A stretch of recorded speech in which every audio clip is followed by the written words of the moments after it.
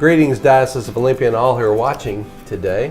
In our ongoing series in which we're attempting to introduce you to the Diocesan House staff, today it's my great pleasure and honor to have with me Brian Sellers-Petersen, who is our very newly appointed missioner for Agrarian Ministries. Brian is a good friend, and he's been a friend of this diocese, and really I would say a son of this diocese, even though through his work with ERD and many of the things he's done for the international community and for our church. We're glad to have him home closer with us in this new position. Brian, I wanted to tell them, what do you see this new position, the Missioner of Agrarian Ministries? What will that be? Probably another title I should go by is Agricultural Evangelist. Yeah, that's a good one too. That could be your nickname. Okay. Yeah. But it's a way of looking at, our land assets in particular in a different way. And, how do we conserve them? How do we, make them more fruitful, literally? Mm-hmm. Because every church, every organization can grow something in this diocese. Now, they may not think they have sufficient land, but all it takes is a flower box. Yeah. It's an important activity for all of us, as we are a food religion. That's something that's very central to who we are. Mm-hmm. And it also is a way of showing solidarity, with partners around the world, particularly I think of the Philippines, yes. Which has turned into, at least for Episcopal Relief and Development, as a training center worldwide. People go to the Philippines to learn different ways of utilizing their assets to the fullest. Yeah. Just to remind people, we in the diocese have a companion relationship with the Diocese of Southern Philippines. That diocese has done some tremendous work with planting rubber trees, and we're in a carbon offset relationship with them. And I'm hoping through our work here in the diocese, as people grow food, that they will both offset what they're using in terms of carbon in their congregations, but also motivate members who travel extensively or who using a lot of fuel to think about participating in the Philippines. I know you're also like an official beekeeper, right? Well, I wrote a book about it, in fact. Yes. And what's the name of your book? It's Harvesting Abundance, Local Initiatives in Food and Faith. And many of the projects that I share stories about are from this diocese. One of the outstanding examples that I share in the book is about a couple of congregations here in the diocese, Holy Cross in Redmond, and St. John's in Snohomish. Jim Eichner, the rector of Holy Cross, he grew up on a farm. Yeah. Farms in Wisconsin, and has been a beekeeper while he was a priest in Alaska. And he's just a man of the earth, and just has this passionate call to growing food and involving people in his congregation, but also the community he serves. He gets people from Microsoft and the United Way, and just a variety of people from civil society involved in this project, and they are leasing land from Eric Fritsch, who's a member of St. John's in Snohomish, who owns Chinook Farms up in Snohomish. But there are crews of people from all over the Puget Sound who come and work, and they've got a wonderful altar table that doubles as a workstation. That's right, they do. That I'm not going to tell you about it. You got to go see it yourself. People should go see it. They should. And one of my favorite gardens is in Tacoma, in East Tacoma, at Holy Family of Jesus Church. It's a Cambodian congregation. And they've had their community garden for over 20 years, since before I moved here. But it's a wonderful garden. It has this wild beauty to it, especially this time of year. And there's always someone there. There's always someone That's there. where you can meet a lot of the people from the congregation. They're out there working it all the time. So And many of the people who are members of the congregation, they came here from Vietnam and Southeast Asia, and then they brought their parents, many of whom are illiterate farmers. Yeah. And so this has become a community center in many ways. They can go and do something that they feel comfortable doing. I have found that refugees, they're fantastic seed smugglers.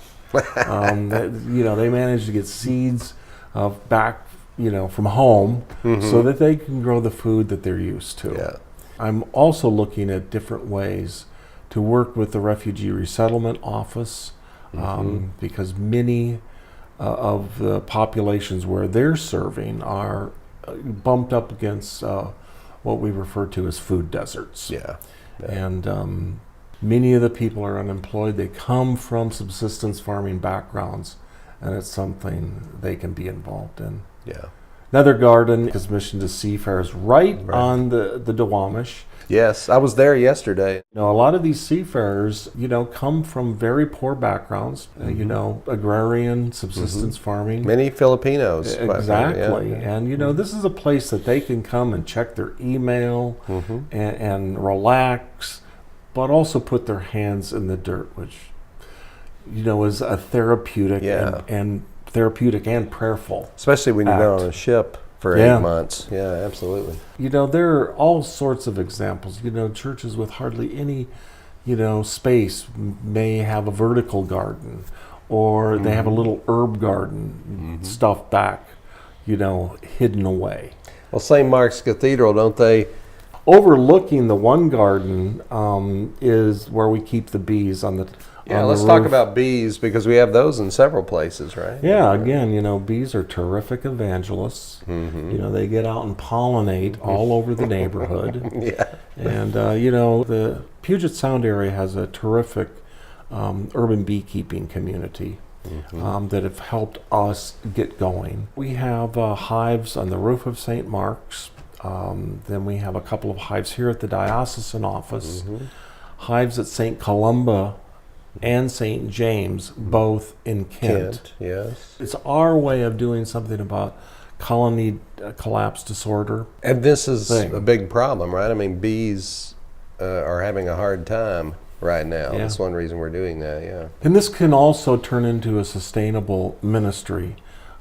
Because we can sell the honey, St. Mark's honey. We can sell it for an inflated price. Yes, I bought some of that inflated honey, but it's good. But it's good. Right. Or St. Columba honey. It tastes even better because you're doing something really good with it. And so I'm looking forward to meeting beekeepers in the diocese, and more gardeners and farmers, many of whom hide their light under a bushel.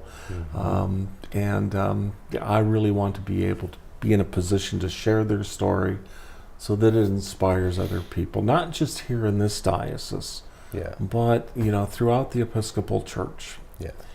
This diocese has taken some leadership working with Seattle Tilth, now known as the Tilth Alliance, in bringing religious congregations across the spectrum together just to share best practices, build relationships and networks here, largely in the greater Seattle area, but it's a model that can be used in other places. Are you willing to go out to the other parts of the diocese and, for instance, if they're interested in beekeeping or community gardening? Absolutely, yes. I think the first phone call I got was from Vancouver. Excellent. And so I'm hoping to get down there later on, but I would really welcome the opportunity to come out and see what people are doing, or take a look at their land and be creative about thinking how they can use it in wonderful ways. The fact is, the church owns a lot of land. Yes. We've got all these wonderful examples of how we steward that land. Well, we also have a lot of land that we haven't stewarded real well, and that we can leverage for a lot better work. Often people will say, well, we don't have any land, or we have very little land, and so that doesn't fit for us. But I think what you've been able to show over and over is that it doesn't take much. We can grow food indoors. Or put up a greenhouse. Start starts now. Yeah. They can be, we can immediately get into the ground and get a jump start. Brian, I'd love for you to, there got to be people watching this that are going to say, what does this have to do with Jesus or the church? Or, what does this have to do with anything? Why are we doing this? I would say, we think of Jesus as a carpenter. Mm-hmm. That was really a side gig, a side hustle. Yeah. He was a farmer. And, you look at the parables in the Bible, and they're replete with agrarian stories to encourage us in our faith. We just witness the miracle of life every time you do get really connected with the land, I think.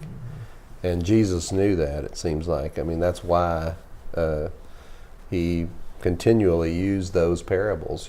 People knew them. St. Andrew's here in Seattle, Green Lake, they have an outdoor classroom that demonstrates the resurrection all year round. Yeah. And they have one of the most awesome composting systems. They dump all this seemingly dead stuff into the top, and it makes its way down, and it comes back to life. And you'll never see so many worms. I've been afforded over the past 17 years of working with Episcopal Relief and Development the opportunity to look at small-scale agriculture in 40 different countries where we work, and also throughout the Episcopal Church here in the U.S. Every trip that I have taken domestically or throughout the Episcopal Church, I always look at church agriculture and all its many different forms, and some of the best stuff is happening right here in my home diocese. And this diocese is needs to take the leadership mantle in terms of doing these sorts of things. And we have tremendous assets beyond our church here in the Pacific Northwest. How can people get in touch with you if they want to talk to you and consult with you? Call me directly, 206-419-5563. Or you can buy my book, and it's got my email address on the back. There you go. All right, we had to get that in. Well, that's why we have you here, and why we're so thankful you are here on this staff in the Diocese of Olympia, and here today too. So thank you, Brian, very much. You bet. And thank you all who have watched, and blessings to all of you.